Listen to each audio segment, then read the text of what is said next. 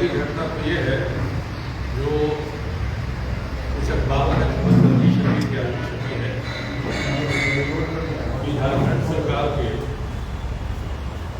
बिजली विकास निगम के करीब 100 करोड़ रुपए इन लोगों ने फर्जी खाता खोलकर हेराफेरी कर दी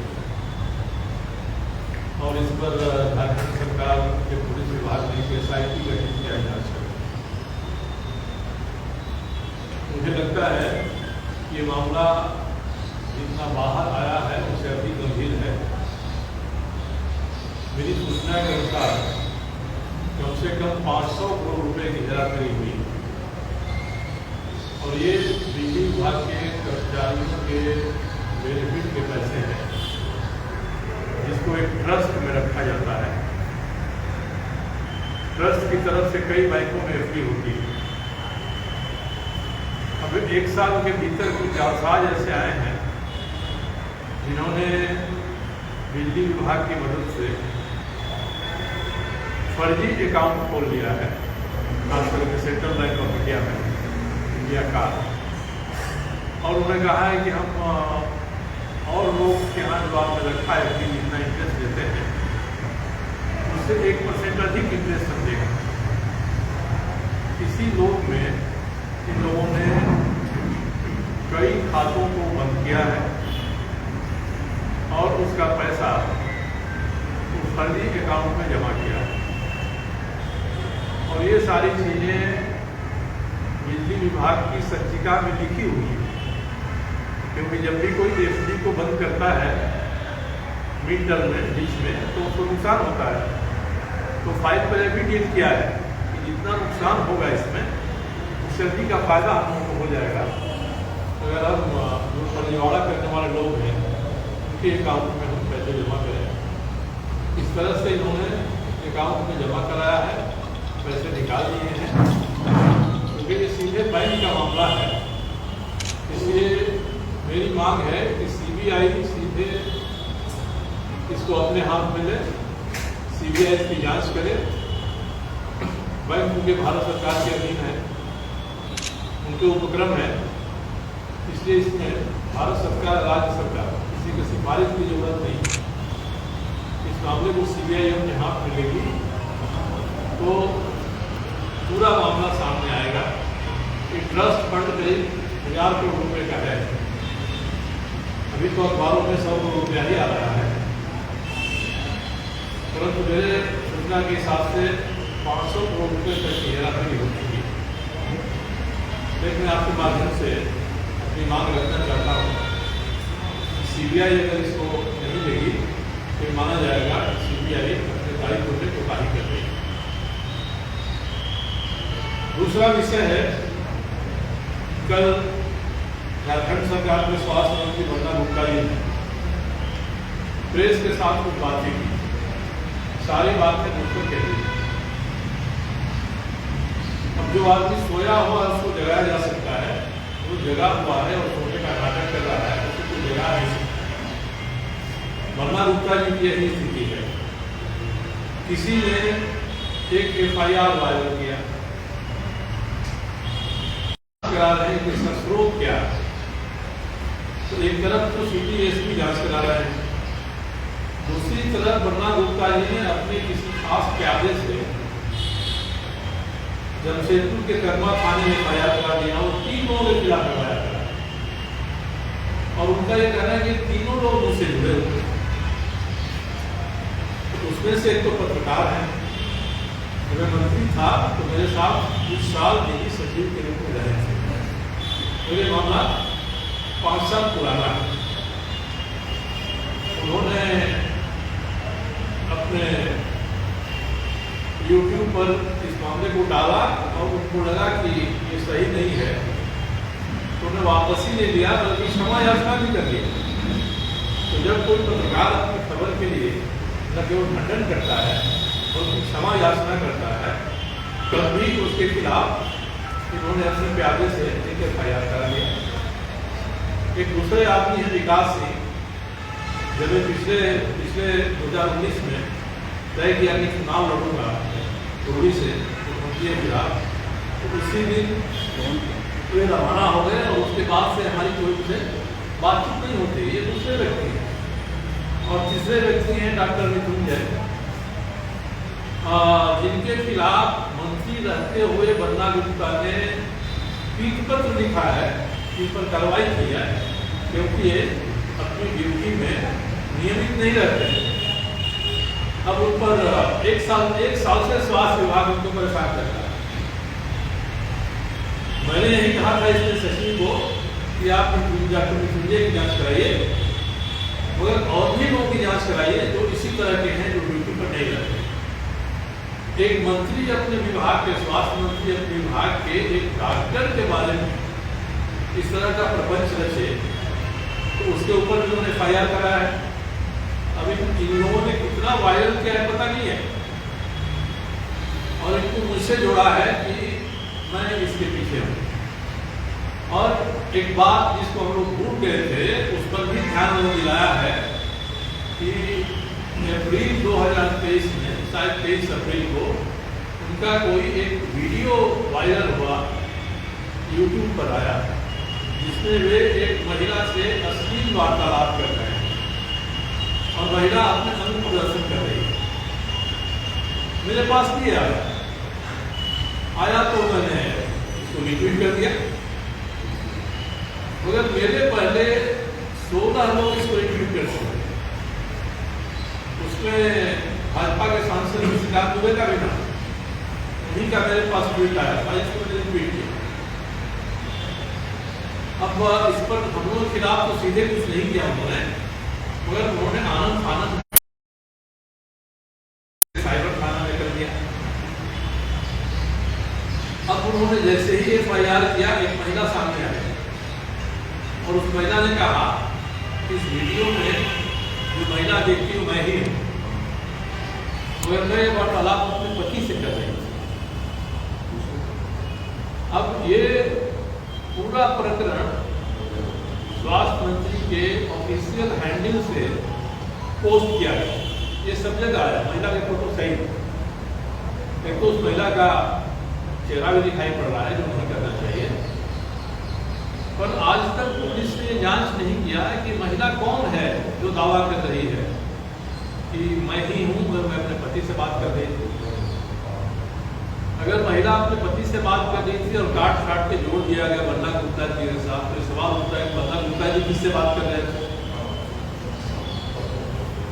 और वो किससे बात कर रहे थे, और जो बात कर रहे थे किस फोन नंबर से बात कर रहे थे। और महिला ये बताई कि अपने पति से किस नंबर से बात कर रहे थे।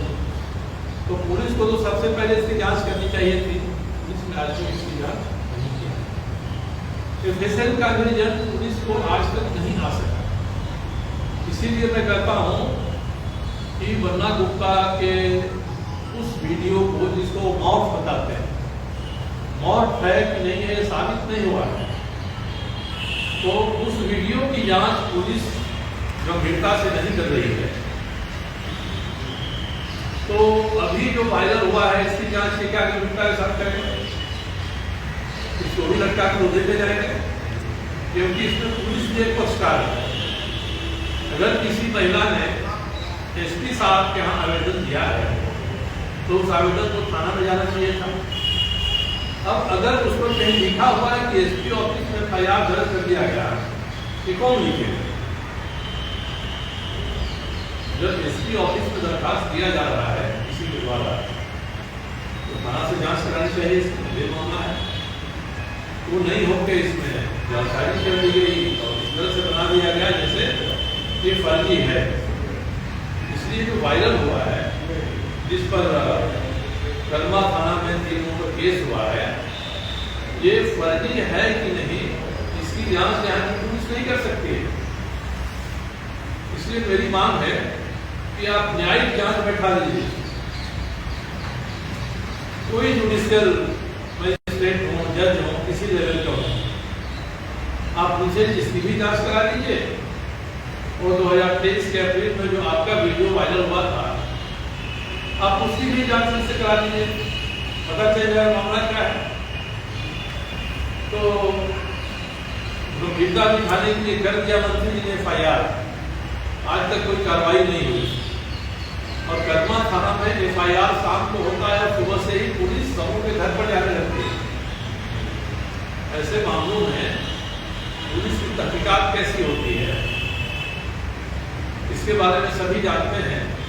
इसका मतलब कि पुलिस पूरी तरह से शासक दल के निर्देश पर काम कर रही है और जैसा मंत्री कहें वैसा काम करेंगे।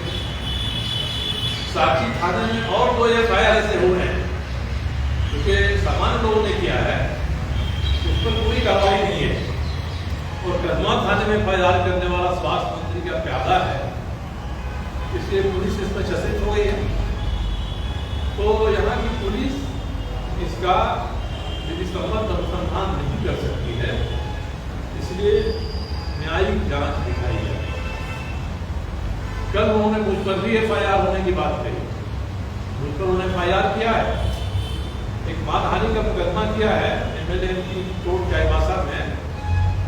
अब वो 2 साल हो गए, अभी तक गवाही नहीं गुजरी है इनकी, अपने नहीं जाते हैं।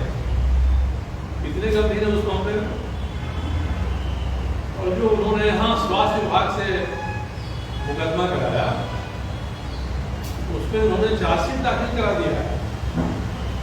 पूरे डायरी को पढ़ने से, अनुसंधान को पढ़ने से कहीं केस बन रहा है ये नहीं दिखाया गया है। वो लिख दिया गया है कि इस मामले में आरोप पत्र दाखिल किया है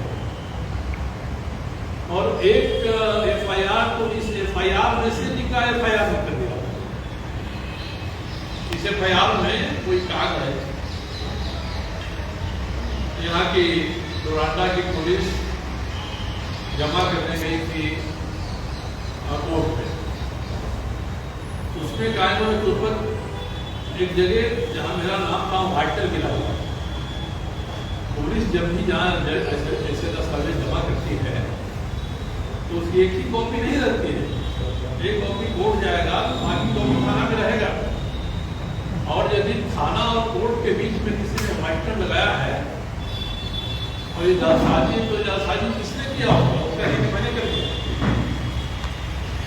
तो शुरू में हमारे जितने शुभचिंतक हैं सबों ने कहा कि ये कोई जरूर FIR है, हाईकोर्ट जाइए, FIR को आप खारिज करा देंगे।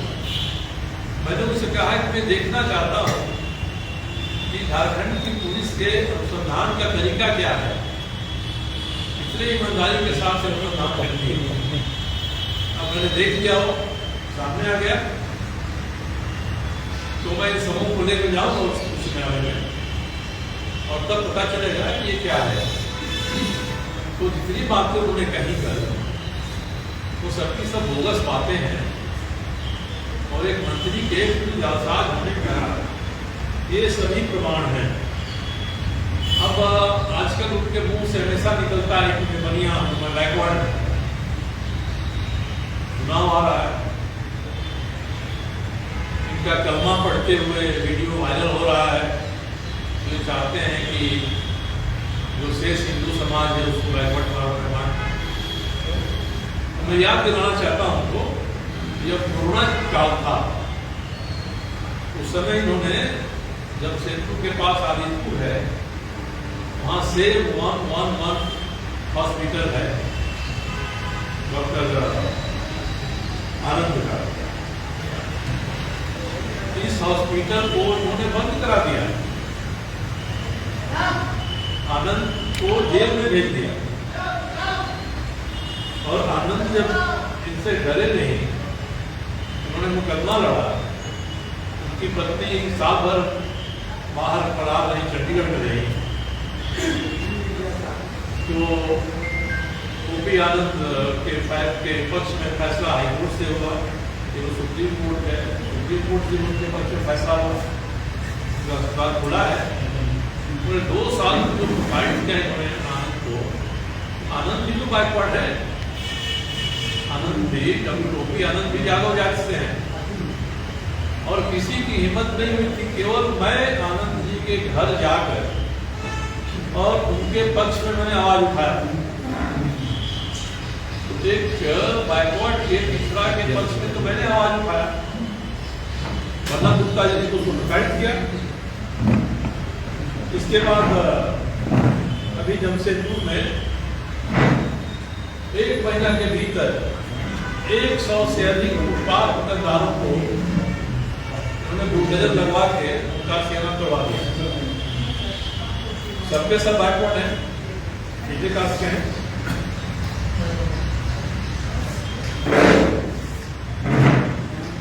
इसके बाद उन्होंने कोविड के समय में कांसीलाल मेडिकल अस्पताल को बंद करा दिया जमशेदपुर में। 350 कर्मी थे वहाँ काम कर रहे थे, डॉक्टर से लेकर अधिकांश बैकवर्ड, अस्पताल बंद हो गया। उसके बाद उन्होंने अंकुर पैथोलॉजी को बंद कराया। डॉक्टर राजेश मोहंती तब से करता था, तो उनको जेल भिजवा दिया। जमशेदपुर के मेडिना अस्पताल को 29 दिनों तक निलंबित रखा। वहाँ अस्पताल, डिस्कवरी डायग्नोस्टिक, कई तरह के जो संस्थान हैं उन सबको इस पर दबाव डाला, धमकाया, परेशान किया। तो ये इनकी फितरत हो गई है परेशान करना सबको। और जमशेदपुर में तो व्यवसायिक जगत में भय का वातावरण व्याप्त हो गया। कोई सामने बोलना नहीं चाहता। मैंने कहा उनसे कि आप केवल तैयार रहिए, इस भय के वातावरण को मैं दूर करूंगा। और स्वास्थ्य मंत्री का असली चेहरा, उसमें ओपीडी का उन्होंने उद्घाटन करा दिया है। ओपीडी चलेगी यहाँ पर। अब दिगना रोड को ओपीडी चलेगी और अस्पताल है साक्षी में। ओपीडी में इमरजेंसी की कोई व्यवस्था नहीं है। तो वैसा ही हो गया ओपीडी जैसा स्वयंसेवी संस्थाएं मेडिकल कैंप चलाती हैं, जहाँ आप जाइए, जांच होगी, जांच करके बता देंगे कि क्या है, आप इलाज के यहाँ कराइए। तो इंडियन मेडिकल कॉलेज अस्पताल का नया कार्य ओपीडी बना है, उसका काम इससे अधिक नहीं है। रोड से कंसेंट कोऑपरेट नहीं मिला और ओपीडी चालू हो गया। तो नियम कानून को धक्का बताकर, वरना दूसरा ये जो काम चलेंगे और उसमें मुख्यमंत्री जी को भी शामिल कर देंगे, तो इसका खामियाजा तो सरकार को ही भुगतना पड़ेगा। मुख्यमंत्री को बताना चाहिए कि क्या उनको जानकारी थी, क्या जानकारी लिया था उन्होंने कि स्वास्थ्य मंत्री ने जो कहा उसी को उन्होंने भरोसा कर दिया। उन्होंने कहा कि नगर निगम से पानी मिलेगा, मानगो नगर निगम। मानगो नगर निगम के पास एक बूंद पानी नहीं है एक्स्ट्रा। राज्य के अस्पतालों की दुर्दशा है, उससे कुछ अधिक ही दुर्दशा जमशेदपुर के एमजीएम अस्पताल की है। जब से मंत्री हुए तो सुपरिटेंडेंट के कमरे के सामने उतना ही बड़ा एक कमरा अपने लेकर उसमें एक कोई बहादुर नाम के आदमी है, उनको बैठाते हैं। वो दिन भर वहां बैठते हैं। क्या कहते हैं,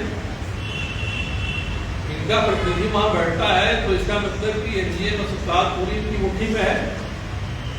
वहां जो हो रहा है उसके लिए जिम्मेदारी है। ये गिनती कराते हैं कि हमने 700 बेड का वहां बनवा दिया, एमजीएम में 500 बेड का बना रहा हूँ। भवन बनवाने में तो ये आगे हैं। तो जब भवन बन जाते हैं, जिस काम के लिए भवन बनते हैं, तो वह काम उसमें होता है कि नहीं होता है, इस पर ये चुप्पी साध देते हैं। कोई काम नहीं हो रहा है, केवल भवन बन रहे हैं, टेक्नोलॉजी हो रही है स्वास्थ्य विभाग में, अनधिकृत तो अनावश्यक तकबरदारी इनकी है। तो ये सारी चीजें दोस्त के लिए सिद्ध हो गई हैं, साबित हो गई हैं। मुख्यमंत्री को चाहिए कार्रवाई करना। मुख्यमंत्री कार्रवाई करने की हिम्मत नहीं जुटा रहे हैं क्योंकि कांग्रेस के मंत्री हैं, कांग्रेस समर्थन सीट पे भी सरकार गिर जाएगी। तो भया गुमान को बनना घूमता ये मुख्यमंत्री तक्का कर रहे हैं और लंबी चौड़ी बातें करते हैं। अब कल ने और कहा कि मैं स्वर्णरेखा नदी के किनारे पानी बोतल में भरता हूँ, फिर पता नहीं चलता क्या हुआ इसका। अब जो आदमी कोई रुचि नहीं रखता है विषयों में, तो क्या पता होगा कि नदी के पानी की जांच कराकर मैंने मुख्यमंत्री को, बोर्ड को, राज्यपाल को भेजा है। तो उन्होंने कहा कि मैं इससे स्वर्णरेखा के पानी की जांच कराकर मैं ब्लैकमेलिंग करता हूँ। स्वरेखा नदी के किनारे तो एक ही बड़ा उद्योग है, टाटा स्टील लिमिटेड है। अब टाटा स्टील लिमिटेड ये बता दें कि मैं टाटा स्टील लिमिटेड का 10 साल में सब पर ये सीवरेज ट्रीटमेंट प्लांट बैठा है, उसमें बैठ गया है, उसमें बैठने की प्रक्रिया चल रही है। ये उसको नहीं लगता है कि इसका ये प्रभाव हुआ है, दामोदर नदी प्रदूषण से मुक्त हो गया, ये इनको नहीं पता है, इनको जानकारी नहीं है और ये सवाल उठाते हैं हम लोगों के पर्यावरण के काम पर। तो ये ऐसे ही लगता है कि जैसे अस्पताल है, कॉलेज है, जहाँ जाइए छात्रावासों की बड़ी खराब स्थिति है। जमशेदपुर में जो मेडिकल के कैसे रहते हैं उसकी तस्वीरें सामने आ गई। छत टूटा है और नीचे से पानी घुसता है कमरे में, तो कहा जाता है ये वैसा ही है जैसे रूम जल रहा था और हीरो चैन की बंसी बजा रहा था। वैसे ही स्वास्थ्य विभाग बर्बाद हो रहा है और स्वास्थ्य मंत्री चैन की बंसी बजा रहे हैं।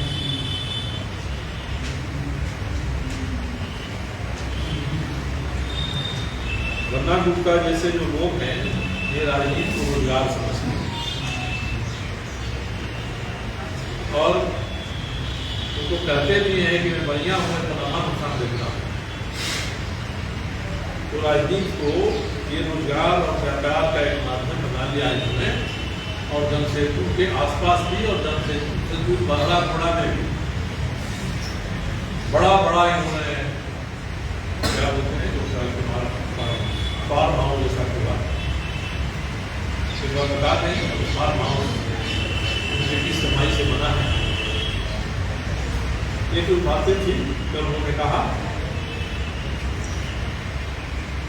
और एक बात और कहते हैं, पहले भी कहा था, कल भी कहा उन्होंने कि मेरे साथ कोई महिला रहती है, पिछले 30 साल से रहती है और कहीं पूजा होता है तो मेरे साथ बैठकर पूजा करती है। तो पूजा करना तो गवारा है कोई मेरे साथ बैठकर, अगर वो 25-30 साल से एक साथ में तो हमारे परिवार के अंग है। जब पूजा होती है तो वही नहीं, हमारे जो 3 बहुएं हैं वो भी बैठती हैं, हमारी 3-4 भतीजियाँ वो भी बैठती हैं वहाँ। जमशेदपुर के पार्टी की जो महिला कार्यकर्ता वो भी बैठती हैं वहाँ। फिर उनको ध्यान में नहीं आता है और उनको ये लगता है कि नारी देह को देखने का एक ही नजरिया है, युग का नजरिया, उसके अलावा कोई दूसरा नजरिया नहीं हो सकता है। तो उसी नजरिए वही नजरिया उनको ऊपर हावी है। अब उन्होंने कहा कि उनके लड़के हैं जो अमेरिका में रहते हैं, कल कहा था। अब ये सज्जन है जो हम लोग साथ रहते हैं, उनका परिवार भी रहता है और मेरे परिवार के लोग भी रहते हैं। आज से नहीं 20-25 साल से साथ रह रहे हैं, ये उनको गवारा नहीं है। तो मैं तो कहता हूँ कि अगर वरना गुटखा की हिम्मत हो वो इस बात को मार जाए करने के बदले में हिम्मत करके सीधे कहें और तब देखें उनके ऊपर क्या कार्रवाई होगी। और बता दिया कि इनके बारे में क्या अमेरिका है बाल्टीमोर, उन्होंने जिस तरह से बोला बाल्टीमोर को बोला है कि बाल्टीमोर बोल रहे, तो इन्होंने पढ़ाई की नहीं की वहाँ से 6 साल पहले यहाँ चले, वहाँ कुछ काम किया, उसके बाद यहाँ चले आए। और गन्ना गुटखा का फार्म हाउस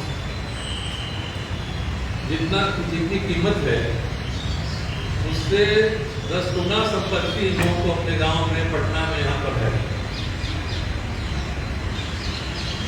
तो गन्ना गुटखा को कुछ बोलने के पहले सोच समझ लेना चाहिए कि वे गरीबी से निकले हैं और 10-15 वर्षों में भारी अमीर बन गए हैं। तो जो लोग खानदानी अमीर हैं, उनके पास पैसे हैं, उन लोगों की जानकारी उनको नहीं है, इसलिए वो इस तरह की बातें करते हैं। और उन्होंने भी कहा है मैं तो तैयार हूँ, मैं कल भी पटना गया था 2 दिन तो 2 दिन पहले दिल्ली गया था।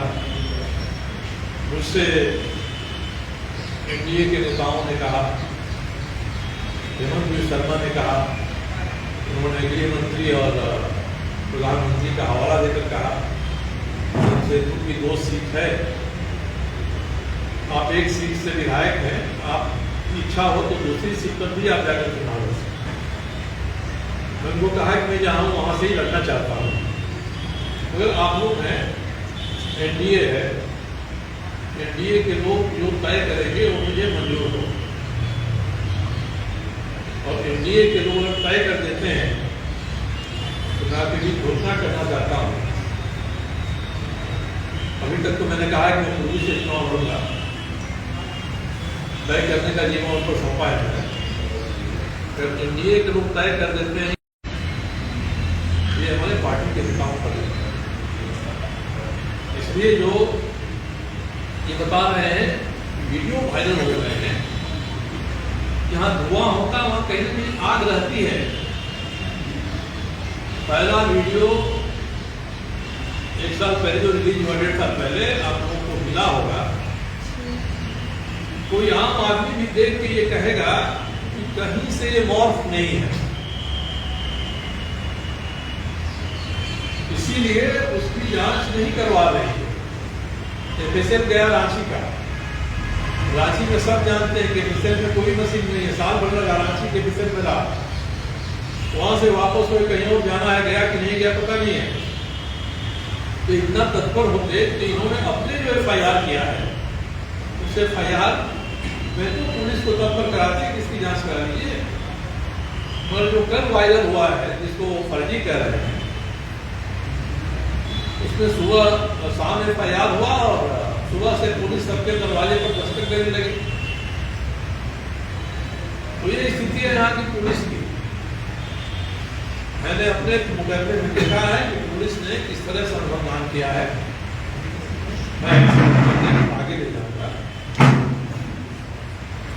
और मुझे लगता है कि इस स्वास्थ्य मंत्री ने झारखंड के पूरी सरकार को बीमार बना दिया है। अब मुख्यमंत्री समझे सोचे कि कितना गंभीर बीमारी है जिसकी सरकार ग्रसित है। आगे हम बहुत सब बताएगा।